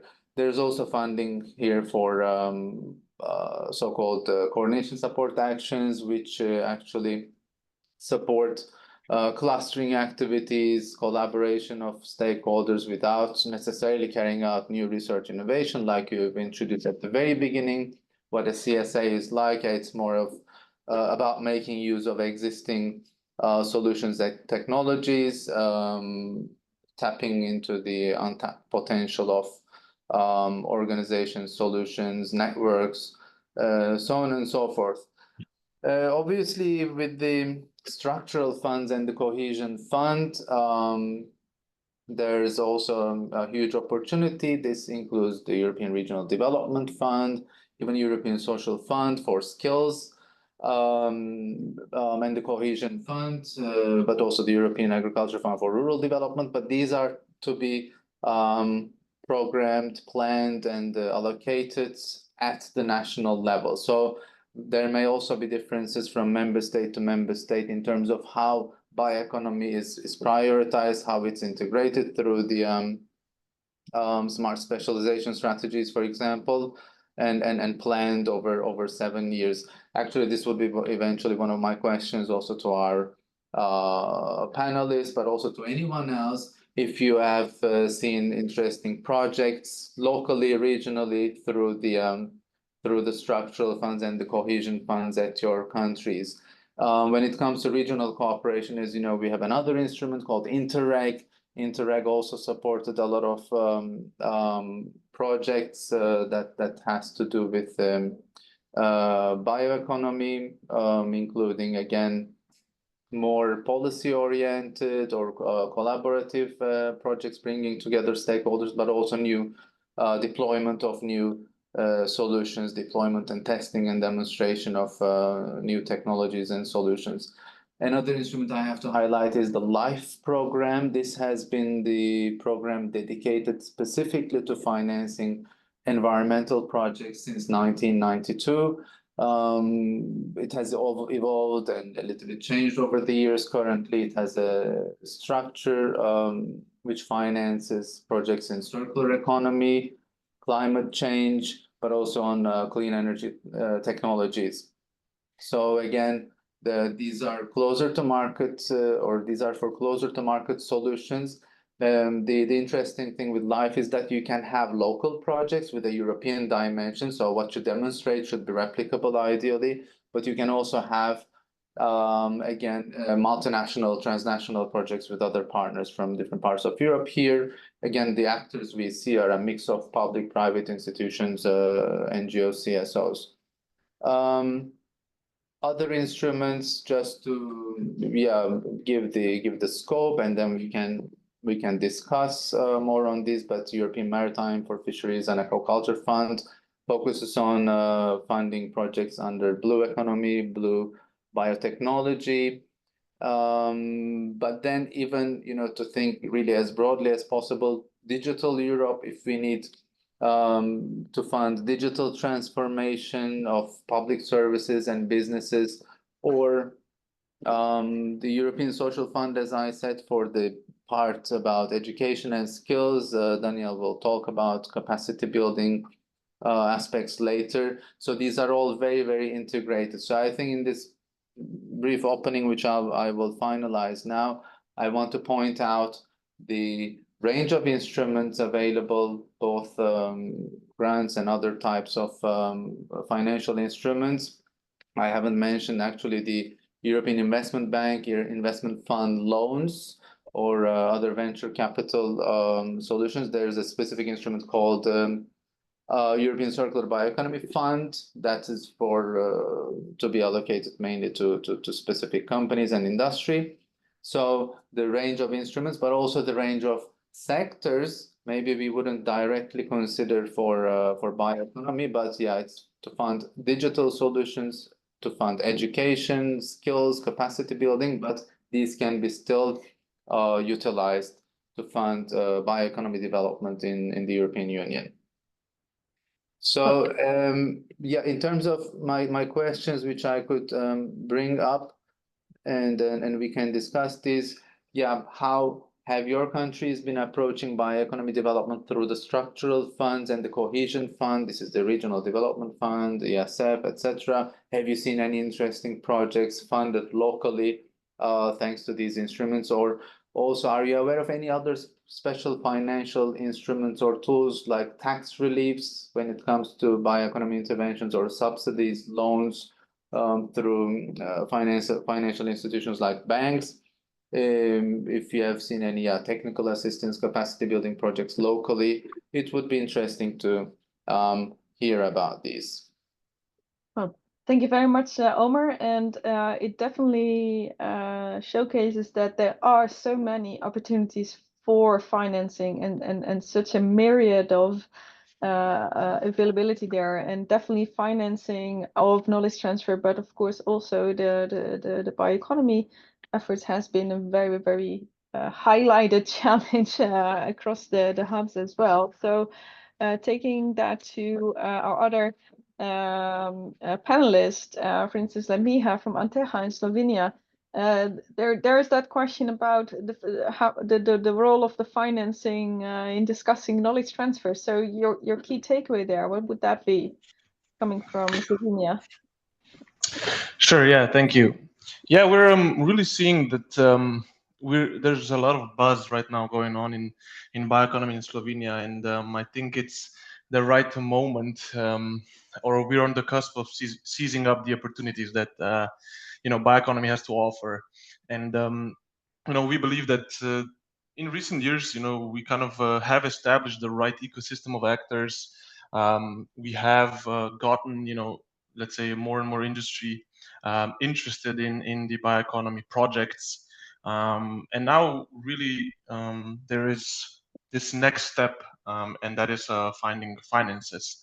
And during our hub opening event in October, this was kind of the main topic that was presented to us from the stakeholders, or like the main barrier or opportunity. So we decided kind of to then team up with the Chamber of Commerce, to team up with a think tank called Circular Change, and to really under the Bioeconomy Hub produce a series of events focused on exclusively on financing. And yeah, one happened now in June, and you could really see kind of a how that this is really now the main topic of discussions in bioeconomy, as we've seen more than 50 participants in our event, which was quite a higher number than any before. So yeah, we think that there are national funds getting higher. We're seeing this trend, thankfully. We also had participants or presenters from the Circular Bioeconomy, Circular Bio-based Europe joint undertaking that presented there quite a large fund.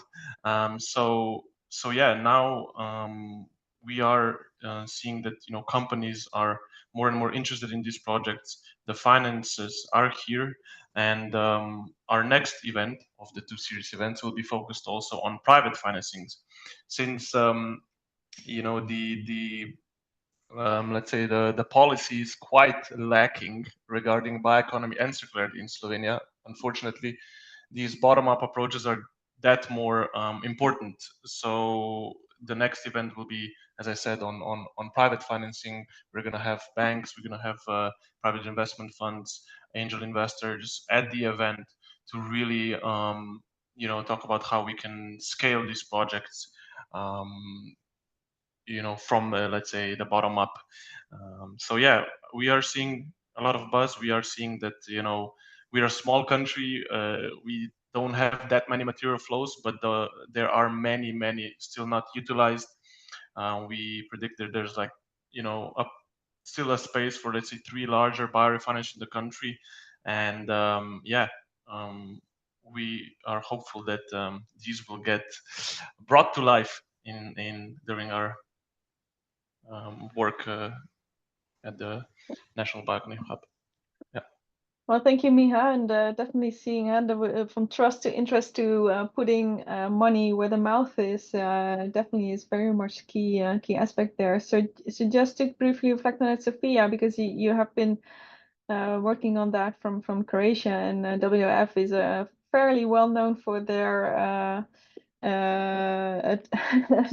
sponsorship type, donation type funding mechanisms. We all know the collection schemes there. But hey, your take on funding from Croatia perspective, Sophia, if you can take the floor. Thank you, Hilke. Well, I think Omer gave really a very good overview of all the public funding that is available for financing bioeconomy projects, knowledge transfer, and whatever. What I think is important, and maybe this is one of the hub roles in the future, is really advocate for this financial resources to be in some way incorporated in the future national bioeconomy strategies. Our Ministry of Agriculture already did really good parts in writing the bioeconomy strategy here, and pointed out to all the possible financing resources and what can be financed through either operational programs of competitiveness or common agriculture policy action plans, Interreg projects, and so on, even establishing some sort of modernization funds in combination with the Ministry of Environment and Green Transition, so that all topics that have anything to do with the food, green transition, blue-green economy, processing, forest management, bioprocessing has its parts in the strategy. What I would like to point out here is actually how you can fund a bit of a knowledge transfer. We have a nice Interreg project in Croatia that is actually the project of Interreg Adrion, which develops the master program in bioeconomy and circular economy, which is basically upgrading the skills and teaching young generations for circular and bioeconomy jobs in the future. And another point, final point, which was maybe not mentioned here, it's CBU joint undertaking, which obviously has constantly its funds for various combination of research and industry process. At last hub, we talked here in Croatia, we had so far 20 projects financed by CBJU, where Croatia participated. None of it was a flagship project.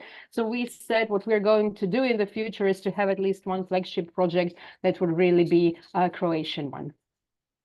Well, thank you very much again about highlighting that finance can really drive the action forward there, Sophia.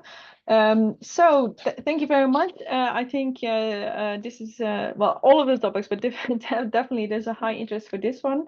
The next steps for the hub collaboration, definitely the invitation there to talk money, really, that is not just trying to get funds secured, but also it really drives interest and, of course, the business engagement, which we're all very much looking forward as well. So actually, Sophia, you also mentioned education. So that is actually, thank you.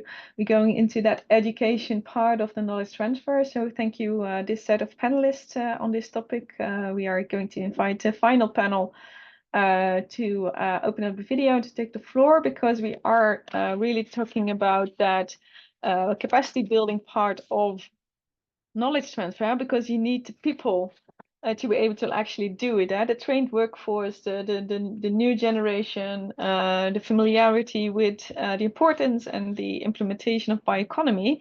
So that is very, very relevant, and not because we are a university that is of interest. It's also very much in the interest of the collaborative process. So we have agreed with Katarina from BSc from Slovakia to do the opening. So please, also Miha, which you already heard from Slovenia, Daniel from Dani from Leonardo, Eva from Czechia, and Natalie. I'm not sure everybody can speak up, but hopefully the audience is in agreement to take the webinar 5 minutes longer than originally planned, so we can devote the attention it deserves to this topic. So Katarina, can you take the floor? Yes, Hilke, thank you very much. Good afternoon to everyone. As Hilke introduced me, I'm Katarina Bliklingova from Bioeconomy Cluster from Slovakia. Honestly speaking, when I was invited to take floor in particularly this topic on education and capacity building, I said to myself, wow, what I'm going to speak about, because really education is not something we are doing, or when we try to make some activities, we always invite our partners and members in the cluster who are much better in that. I mean, universities or other partners that could take care of this. But then I started to put some ideas on paper, and I ended up with full page of bullet points. So I realized, okay, now we are really doing activities also in the education and capacity building. And it would be a shame not to start with the very nice tools that we developed within the CEE2ACT project. I would like to mention two of the tools. One of them was developed directly by us, by the cluster, and it's online inventory of best practices. Currently, I mean, it's online since February last year, and now you can find more than 100 best practices from many different areas, like strategies, cooperation, capacity building, bio-based industry, also the topics that were discussed here today. So really, we have a lot of examples that serve for all of you to learn from each other and to see what nice activities are implemented in bioeconomy. The second tool is e-learning tool, which was developed by our partners from Leonardo. It will, I think, soon be online with translations in many European languages. We are now working on it. It contains 4 modules on different topics in bioeconomy, where you can learn and study different kinds of supportive documents and materials. So I'm sure it will be very useful for everyone who wants to know more about bioeconomy. Then what I see as a perfect opportunity within CEE2ACT and also within our own activities as a cluster and as a CEE2ACT hub are the workshops that were also mentioned today by George. We already had 2 in the framework of CEE2ACT. The first one was a kickoff meeting of our hub, where we basically get to know each other, and we talked about the basics of bioeconomy in our countries, in our territories. And then we had the second workshop, which took place in our case in May this year, so not so long time ago. It really attracted a lot of participants, which is a perfect, really a sign that people are interested. They want to know more. They want to exchange. I really saw many people on the workshop. We had more than 50 participants, I have to say, who were talking during the breaks, who were exchanging business cards. So this is a really nice promise that things will move forward, and that people will exchange on many different things. We also organized a study visit in the framework of this workshop, and it was also a perfect opportunity for us to visit one of our members, and a very nice biorefinery, which is well functioning, and I think it really has a great potential to become a flagship project, for example, within the CBEJU. Also at the national level, there are many activities that we do to raise awareness or to educate people. As I think Gudrun said, it starts with the young generation, but it involves all households. I mean, not only kids and young people, but also adults. And I think it involves also businessmen and also policymakers, because all of us have to learn every day and absorb new knowledge. So this is very important to have different kind of tools and instruments to be able to really exchange on this. What we have, for example, in Slovakia, some of the very nice activities was the Bioeconomy Changemakers Festival. We organized one of the satellite events, as also some of the other partners in the consortium in CEE2ACT organized. It attracted a lot of young people. In our case, we had 3 panel discussions for business, for R&D, and for policymaking. And the target audience were especially students who could see how they can also contribute to the formulation of policies. Also, one very nice activity that is being implemented for 40 years, really this year we will have the 40th edition, is Agrofilm. It's an international film festival where anyone can submit a short movie or a video. We also submitted one last year, and these movies are broadcasted on the internet. There are projections in 6, I think, cities all over Slovakia. There are movies from all around the world. I think last year they had around 100 movies. And some of them were also focused on bioeconomy. One was prepared in the framework also of CEE2ACT project. So these are very nice activities for raising awareness. Of course, there are much more like Horizon projects. There were several in the past, and some of them are also implementing now, which are discussing the skills and capacities that are needed for bioeconomy, also future jobs, because of course the bioeconomy stimulates the creation of new jobs, and also the new kind of knowledge and expertise that will be needed to implement the bioeconomy. So that's basically, yeah, overview of some of the activities, and I will be happy to listen to other panelists, what are their experiences. Well, thank you very much, and definitely also nice. I don't know anything about education, as in, that was it's a good eye opener, and definitely also showcasing that you can inform yourself, but also, hey, that is also why we need the others. Needing the others, Eva, you have not taken the floor yet from Czechia. Talking about the education and capacity building from your side, can you just give us some brief highlights or some key points that you would like to share? Everybody, thanks for this space for speaking. I'd like to share my own experience with education of bioeconomy within Czech Republic. I am a former researcher and also university teacher. And this combination of this both activities enabled me to bring some new ideas into our education system. But I have to say that or mention that for a long time I am involved in environmental and ecological economy, and it was the background of my bioeconomy, another approach or activity. And as I was a member of the first European bioeconomy framework, it brings me some new ideas how to involve it into Czech practice in education. And what's the practical example of my activity within the University of Slovenia is courses of bioeconomy. I know that courses of bioeconomy now is not anything very special, but in the former times, 2016, just 4 years after the first economic strategy of the European, it was not so easy to open such kind of education, and we tried to do it. At least in 5 days, in international support from speakers and also participants. And we follow in this support tradition for some years. And it was a great experience for me, my colleagues, and I think also for students, which had an opportunity to taste what bioeconomy really is about.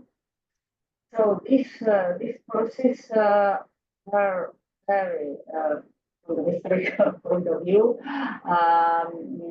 very overwhelmed at the beginning of this discipline. They're very newcomer, and now I think that I can say that something as positive externality from these courses is a situation that there exists a regular subject of bioeconomy at the university, and it's a bioeconomy topic for master students. So all of these are the nice outcomes from this involvement of bioeconomy.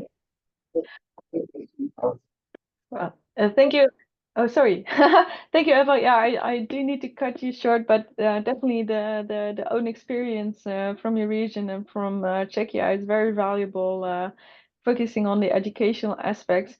With a little bit time left on the clock, and definitely wanting to do justice, but education capacity building. So we do have Natalie also in the panel from Greenerate in Belgium, and being a very well-known dissemination partner in many European projects. So maybe Natalie, you have some tidbits for to share here, specifically on this topic. If you could take the floor, Natalie. Yes, hello everybody. I'm work at Greenerate Europe, based in Brussels, and just to highlight a few projects very quickly that we did and some good practices that could inspire others. So, for example, we had the project about aquaculture called CEE2ACT, and we had a school campaign for high school students, secondary students, and so to really promote aquaculture and to explain to them what are the benefits of fish consumption and also job opportunities in the aquaculture area. And so we did a lot of fact sheets, online quiz, board games, so a lot of games and resources that we did with the young people, with the teachers. So it's really about involving the key end users for education and to build with them a program, a training program, also to really foster the replication and also the uptake of all the results, and also to work with them so they can learn a lot about a specific area and all the opportunities for them in the future, especially with young people. And also we did also different tools, for example, in a project called Go Grass, so using grass as a raw material, as a resource. And so the tool is to help users make decisions about what to do with their grass, how to process it. Maybe they can do packaging with it, they can do protein with it. So they can use a value chain approach and test the feasibility of their project using grass. And so we work with all the experts in the Go Grass project, and we work to build this tool, the online decision support tool for agricultural advisors. So the idea here is more to train the trainers. So also it's really good to work with the intermediaries to understand the needs in terms of capacity building and to cover the whole value chain when you have a new product, when you have a new loop to make it very sustainable. So it was just a few ideas, but of course, if you want to learn more, you can contact us and we can share a lot of resources and best practices. Thank you. Thank you very much, Natalie. And for the participants' sake, I've put in the chat the two links to CEE2ACT and Go Grass, where they can find the educational examples and practices there. So thank you. So to top it off, Danielle from Geo, also very much into e-learning platforms and other aspects for education and capacity building. In a couple of pointers, what would you want to share with participants? Hello, everyone. Thank you very much. My name is Daniel. Quickly, I'm a project manager here at Leonardo. And on top of everything that has been said, I would also highlight, at least in Hungary, well, the key takeaway message in Hungary is that we need a lot more of both education and capacity building.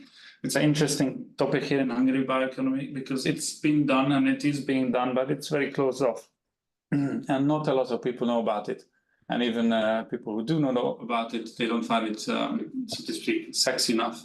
But we are lucky enough to be in a position to, for instance, know the Hungarian Bioeconomy Youth Ambassador, József Lázár, who we've been working together, and we've been trying to reach the younger generation to attend more and more of the events, not necessarily ours, but any bioeconomy-related events. We are also hoping to get together and do podcasts to reach the younger generation. And in terms of the capacity building, I wanted to list everything that Katarina mentioned as well, which are all great. So all the workshops that I managed to attend, definitely not CEE2ACT workshops, but that were really interesting to see. In Hungary, it's fairly interesting because there is a huge gap between industry stakeholders and everyone else. So in parallel, there are a lot of workshops going for industry partners and workshops going for everyone else. And we are trying to get these stakeholders together to the same table, because these are the most interesting conversations for sure. And I think for Hungary, I can definitely say that the Hungarian National Bioeconomy Hub, which is called the Hungarian Bioeconomy Forum, is a success story, because a lot of people who just want to learn about bioeconomy in general and are impartial to either side are visiting this site. And we are trying to push as many events and news as possible for all of the partners, all of the related projects, and also the existing initiatives that are related to bioeconomy here. So that would be quickly a brief view of Hungary. Well, thank you also for sharing some of the current momentum that is building in Hungary there as well, taking heed of the industrial interest and the education system there. So to really close this panel, Miha, you also have been listening in from Antecha, specifically on education. What will be, in a nutshell, your final thoughts about education and capacity building? Yeah, we've really focused on capacity building in the past half year, but more on the industry part. So yeah, we've kind of we're figuring out how to involve industry more in these in the bioeconomy talks. And yeah, I just wanted to maybe sum up a bit of a couple of bullet points of how we've tried to really do it. And of course, the first point is that you need to know really what the material flows are, which ones are unsolved in the country, and which ones are going to be the main drivers of bioeconomy. And then the second step is that you need to find the technologies that are ready, TRL9, that can kind of solve these material flows. And then we've set out our communication to the industry to really kind of go through one-on-one, either meetings or emails, because we saw that they're the most responsive through that. And then at the end, of course, you need to find the trailblazers, these bold companies that are willing to push projects to life, and the ones that will put money on the table and form this new circular, bioeconomy value chains. So yeah, we were kind of lucky enough to find these trailblazers, these, let's say, also investors, and we were able to kind of easily then communicate with others, industry stakeholders, because we had a concrete project, we had a concrete investor behind, and then the engagement got quite higher, to the point where we can say now that we had like around 21 industry participants at our last event. So yeah, I would say that this was yeah, the hardest part, including the industry, but yeah, it is possible as well to do it. if you have concrete projects at hand. Concrete and practicality always have been key words throughout the whole bioeconomy development as well. So thank you all and from the panelists across all the 5 topics for today. Of course, they are esteemed and valued partners anyway. And I'm very much looking forward to continue the work on that. So with that, we have run a little bit, a couple of minutes over time. Hopefully you will all stay there, and the ones that needed to leave earlier, the webinar will, of course, be made available through the CEE2ACT website. I'm not going to do a big close, but we heard very, very interesting sharing of experience. And this was really intended as a peer exchange, because typically when you are talking with people who are already done it, are busy doing it, or intend doing it, that is the thing we'd like to stimulate here as well. So having said that, things like little and big elephants, be practical, involvement, finding trailblazers, putting money to the table. I hope these are words and phrases that you will remember in the coming days, finding finances as a next step there as well. So as a next step, specifically because CEE2ACT is not finished, although we also are just a small cog in a whole moving creature, basically, towards the bioeconomy development. There are a number of things to look forward to just after this meeting, and I think probably already you will find in your email a link to the survey, just asking you how you appreciated the different topics of today's meeting, and also asking you for some inputs on which we can build the remainder of the project as well. Mentioning there is a site visit in Wageningen in September. We will be informing also the stakeholders on this shortly. The online training, the workshop series 3 will be running from the autumn onwards in finalizing the CEE2ACT support towards the bioeconomy roadmap development, which are to come. So feel free to reach out to any of the panelists, or ourselves as the work package lead on knowledge transfer. And with this, a big thank you to all to stay connected, be participative, and definitely seeing you next time. Thank you very much. Thank you very much. Thank you. Thank you, everyone. Thank you. Thank you, everyone. Bye. Bye-bye.